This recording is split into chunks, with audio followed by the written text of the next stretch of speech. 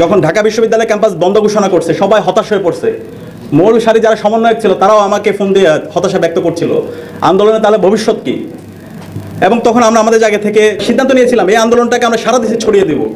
সে 18 জুলাই আমরা দেখতে পেয়েছিলাম আমাদের সমন্বয়কদের একটা গ্রুপ, তারা বিভিন্নভাবে নেগোসিয়েশন করার চেষ্টা করছিল, আমাদের কাছে ইনফরমেশন আসছিল, তারা সংলাপের কথা বলছিল। তখন আমি সুস্পষ্টভাবে প্রথম সারি সমন্বয় সবাইকে আমি ফোন দিয়েছিলাম, আমি বলেছিলাম রক্তের উপর কোনো সংলাপ হইতে পারে না। অলরেডি আমাদের অনেক ভাই বোনরা শহীদ হয়েছে, আমাদের প্রাইভেট বিশ্ববিদ্যালয়ের ভাই বোনরা তারা জীবন দিচ্ছে। এই অবস্থায় সংলাপের টেবিলে যাওয়া মানে শহীদদের সাথে বিট্রয় করা। সুতরাং সংলাপের কোনো সুযোগ নাই। হাসিনার পতন না হওয়ার আগ পর্যন্ত আমরা আন্দোলন চালিয়ে যাব। এই ক্ষেত্রে আমাদেরকে রাস্তা দেখিয়েছে আমাদের এই প্রাইভেট বিশ্ববিদ্যালয়ের ভাই বোনরা। আমি শ্রদ্ধার সাথে আজীবন আমাদের এই পুরো জাতি শ্রদ্ধার সাথে আমাদের এই প্রাইভেট বিশ্ববিদ্যালয়ের ভাই বোনদের স্যাক্রিফাইসকে, তাদের কন্ট্রিবিউশনকে আমরা সারা জীবন মনে রাখবো ইনশাআল্লাহ।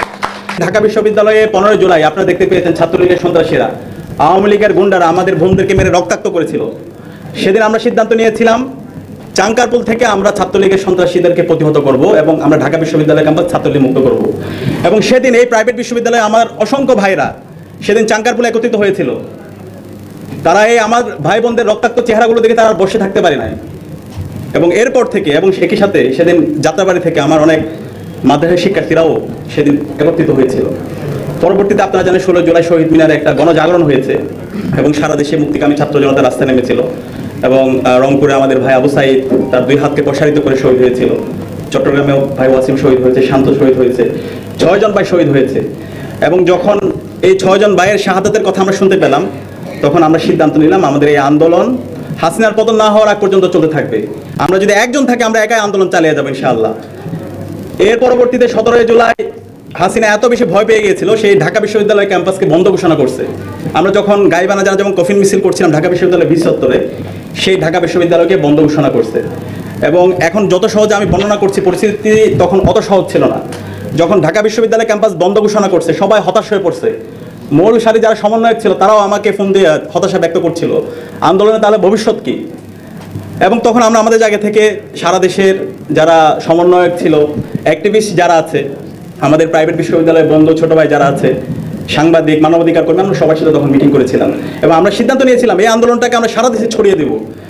18 জুলাই প্রাইভেট বিশ্ববিদ্যালয়ের আমাদের ভাই বোনরা তারা যেভাবে রাস্তায় নেমেছে এবং শহরের মধ্যবিত্ত শ্রেণী, আরবান মিডল ক্লাস, তাদের তো এই কোটার দরকার নাই, তারা যেভাবে রাস্তায় নেমেছে এবং আমাদের যারা প্রবাসী ভাই বোনরা আছে তারা যেভাবে প্রতিরোধ এবং তারা প্রতিবাদ করেছিল, আমি মনে করি এই জুলাই বিপ্লব সফল হওয়ার পেছনে অন্যতম একটা মাত্রা যুক্ত করেছিল আমার এই প্রাইভেট বিশ্ববিদ্যালয়ের ভাই বোনরা এবং আমাদের এই শহরের মধ্যবিত্ত শ্রেণী এবং আমার এই প্রবাসী ভাই বোনরা।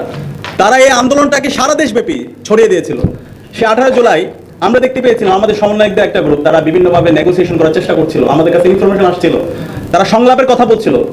তখন আমি সুস্পষ্টভাবে প্রথম সারি সমন্বয় সবাইকে আমি ফোন দিয়েছিলাম, আমি বলেছিলাম রক্তের উপর কোনো সংলাপ হইতে পারে না। অলরেডি আমাদের অনেক ভাই বোনরা শহীদ হয়েছে, আমাদের প্রাইভেট বিশ্ববিদ্যালয়ের ভাই বোনরা তারা জীবন দিচ্ছে। এই অবস্থায় সংলাপের টেবিলে যাওয়া মানে শহীদদের সাথে বিট্রয় করা। সুতরাং সংলাপের কোনো সুযোগ নাই। হাসিনার পতন না হওয়ার আগ পর্যন্ত আমরা আন্দোলন চালিয়ে যাব। এই ক্ষেত্রে আমাদেরকে রাস্তা দেখিয়েছে আমাদের এই প্রাইভেট বিশ্ববিদ্যালয়ের ভাই বোনরা। আমি শ্রদ্ধার সাথে আজীবন আমাদের এই পুরো জাতি শ্রদ্ধার সাথে আমাদের এই প্রাইভেট বিশ্ববিদ্যালয়ের ভাই বোনদের স্যাক্রিফাইসকে, তাদের কন্ট্রিবিউশনকে আমরা সারা জীবন মনে রাখবো ইনশাআল্লাহ। এবং একই সাথে যখন এই প্রাইভেট বিশ্ববিদ্যালয়ের আমাদের ভাই বোনরা নামলো এবং এর মধ্য দিয়ে হাসিনা যখন বিভিন্নভাবে তার ইন্টেলিজেন্সকে ব্যবহার করে যখন চেষ্টা করছিল আন্দোলনকে বন্ধ করার জন্য, কোটা মেনে নেবে, বিভিন্নভাবে যখন সে মেকানিজম করছিল, এর মধ্যেও আমরা শুনতে পাচ্ছিলাম যে কোনো সময় ইন্টারনেট চলে যেতে পারে, কারফিউ জারি হতে পারে। এবং ঠিক ওই অবস্থায় ওদিন রাতেই ইন্টারনেট ব্ল্যাক আউট হয়ে যায়, আপনাদের মনে থাকার কথা। এবং ইন্টারনেট যখন ব্ল্যাক আউট হয়ে যায় সব কিছু ডিসকানেক্টেড এবং মিডিয়ায় প্রতিনিয়ত এত বেশি প্রপাগান্ডা হয়েছিল, তখন ছাত্রলীগের পান্ডাদের বিভিন্ন ধরনের কমেন্ট নিয়ে এসে দেখানো হচ্ছিল শিক্ষার্থীরা পড়ার টেবিলে ফিরে গেছে আর এখন আন্দোলন হচ্ছে না। সে ফ্রেমিং করছিল এই আন্দোলনটা স্বাধীনতা বিরোধী, যুদ্ধাপরাধী, এরপর জামাত ছিল, এভাবে বিভিন্নভাবে ফ্রেমিং করে আন্দোলনটাকে বন্ধ করার জন্য চেষ্টা করছিল। কিন্তু 19 জুলাই আমরা সকাল থেকে যাত্রাবাড়িতে আমার কওমি মাদ্রাসার ভাই বোনদের যে স্যাক্রিফাইস দেখতে পেয়েছি, তারা যেভাবে আবু সাইদের মতো তাদের 2 হাতকে প্রসারিত করে জীবন বিলিয়ে দিয়েছে, সেই মাধ্যমে পুরো আন্দোলনটা সারা দেশব্যাপী ছড়িয়ে পড়েছিল। এভাবে আমরা সাভারের শ্রমিক আমাদের ভাই বোনদের তাদের কন্ডিশন দেখতে পেয়েছি, সারা দেশব্যাপী আমাদের এই জুলাই আন্দোলন ছড়িয়ে পড়েছিল এবং এর মাধ্যমে আমরা ফতে গণভবনের মাধ্যমে আজকে আমরা নতুন বাংলাদেশ পেয়েছি। এবং এখানে অসংখ্য গল্প আছে, হাজারো মানুষের নেপথ্যে এবং সামনে থেকে কন্ট্রিবিউশন আছে। এই জুলাই বিপ্লব পরবর্তী 5 আগস্টের পরে আমাদের আকাঙ্ক্ষা ছিল এই জুলাই যেভাবে আমরা কমন গোল নিয়ে, গ্রেটার পারপাস নিয়ে বাংলাদেশ প্রশ্নে সবাই এক হয়ে নতুন বাংলাদেশ বিনির্মাণ করার জন্য আমরা একত্রিত হয়েছিলাম, সেই আলোকে আমাদের এই বাংলাদেশটা বিনির্মাণ হবে।